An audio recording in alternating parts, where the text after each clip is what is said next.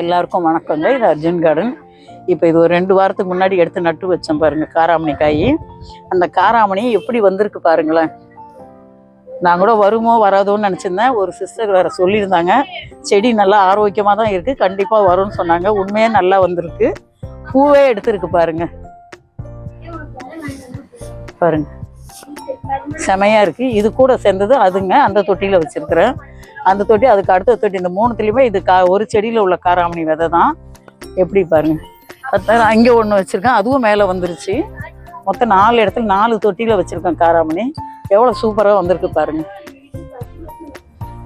இது வந்து நம்ம பராமரிக்கிறதும் அதுக்கு கொடுக்குற உரமும் தாங்க காரணம். அதனால தான் அவங்க இவ்வளோ கலகலன்னு வராங்க. நம்ம கொஞ்சம் கவனிக்கிறத விட்டுட்டோம்னா செடி நமக்கு நல்லபடியாக இருக்க மாட்டேங்குது. கொஞ்சம் எனக்கு உடம்பு சரியில்லை பாருங்கள், சரியாக வந்து கவனிக்க முடியல இந்த வெயிலுக்கு. அது கொஞ்சம் காலையில் வரும்போது பார்த்தா ரொம்ப பாவமாக இருக்கும், வாட்டமாக இருக்கும்.